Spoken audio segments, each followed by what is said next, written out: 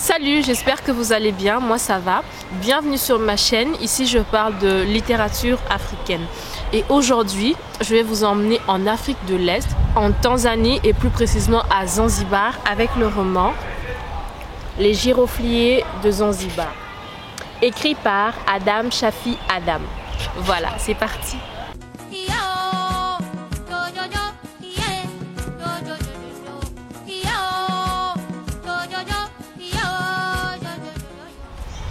Alors, Les Girofliers de Zanzibar, c'est un roman de 234 pages qui a été publié en 1978. Il a été écrit par Adam Shafi Adam, qui est un auteur tanzanien et originaire de Zanzibar, dont il est justement question dans ce roman. Alors, ce roman met en scène la révolution qui a eu lieu le 12 janvier 1964 à Zanzibar. Et étant donné qu'aujourd'hui c'est le 12 janvier également, je n'ai pas choisi cette date par hasard pour publier cette vidéo, c'est parce que je me disais ça va correspondre à la date anniversaire de la révolution de Zanzibar. Et ce roman met en scène un peu cette révolution, essaie de romancer. Les faits se sont vraiment passés, mais les personnages ne sont pas réels. Voilà. Donc c'est encore une fois un roman où des personnages fictifs vivent dans une époque, vivent un événement qui a vraiment eu lieu.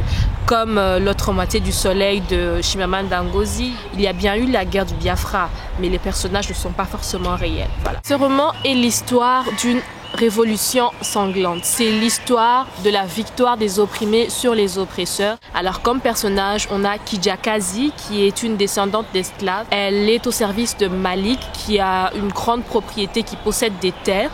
Et Malik a bien sûr d'autres esclaves ou d'autres ouvriers à son service en dehors de Kijakazi.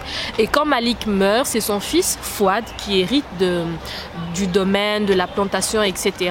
Et voilà, Kijakazi se retrouve au service de Fouad. Alors, sur cette plantation, l'une des principales activités, c'est la récolte des clous de girofle, d'où le titre du roman, Girofliers de Zanzibar. Kijakazi et d'autres ouvriers sont au service de Fouad.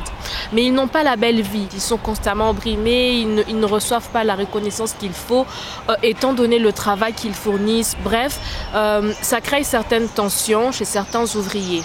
Si Kijakazi, elle, reste docile, c'est un personnage vraiment qui m'a un peu énervé à un moment parce que bon, il y a une limite aux souffrances qu'on peut accepter, mais elle accepte tout, elle encaisse tout. Si elle reste docile comme ça, ce n'est pas le cas pour les autres, et c'est tant mieux d'ailleurs, parce que les autres commencent à s'intéresser un peu à la révolution qui commence à naître dans la classe ouvrière. Ils s'y intéressent pour savoir comment les choses vont se passer, et même il y en a parmi eux qui décident de prendre part à cette révolution. Voilà. Alors prendre part à une révolution, c'est clair que ce n'est pas une mince affaire.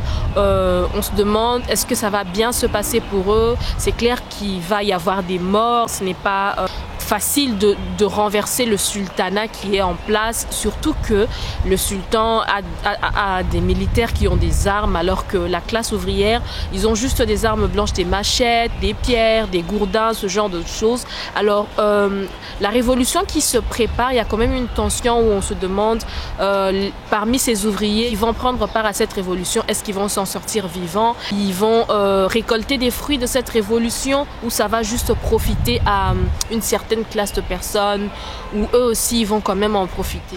Bref, ce sont les questions que je me suis posées, et l'auteur y a répondu. On suit comme ça l'évolution des personnages à travers la révolution. Je vous conseillerais ce roman surtout pour le côté historique, parce que les personnages ne sont pas très attachants. Moi en tout cas, je ne les ai pas trouvés très attachants, surtout Kijakazi m'a vraiment énervé, et Fouad, c'est quelqu'un de lubrique, un maître trop colérique, trop rigoureux, rien d'attachant. Et le révolutionnaire qu'il y a dans ce roman, j'oublie un peu son nom, je vous le mettrai quelque part là. Le révolutionnaire, lui, celui qui participe à la révolution en premier et qui entraîne les autres, on ne parle pas assez de lui. Bref, on brosse un peu, on n'entre pas vraiment dans son intimité, on n'a pas le temps de le connaître, et c'est à peu près ça pour tous les personnages. Je les trouve trop caricaturés, trop faux. Donc j'ai pas vraiment accroché niveau personnage, mais pour ce qui est de relater la révolution, le roman a répondu à 100% À cet objectif-là, j'ai pu comprendre qui étaient les gyrophiers de Zanzibar. J'en ai su un peu plus sur l'histoire de Zanzibar, l'histoire de la Révolution, l'histoire de Zanzibar avant la Révolution.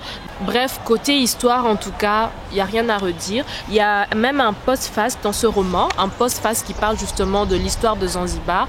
Je vous donne juste quelques points clés, quelques dates clés pour ne pas m'étendre là-dessus. Le 4 novembre 1890, Zanzibar entre dans le protectorat britannique. Alors, le 10 décembre 1963, Zanzibar obtient son indépendance. Le sultanat revient au pouvoir, pleinement au pouvoir. Le 12 janvier 1964, il y a la fameuse révolution qui renverse le sultan. C'était le 12e sultan qui était en place. Donc la classe ouvrière, les révolutionnaires viennent renverser le sultan. Et c'est Abeid Karume qui devient le président de Zanzibar. Le 22 avril 1964, Abeid Karume, qui est le président du Zanzibar, signe un traité avec Julius Nyerere, qui était le président du Tanganyika, pour unir leurs deux États. Donc, ils forment alors la République unie du Tanzanie. Et Julius Nyerere est le président de cette République unie du Tanzanie, alors que Abeid Karume, lui, devient le vice-président.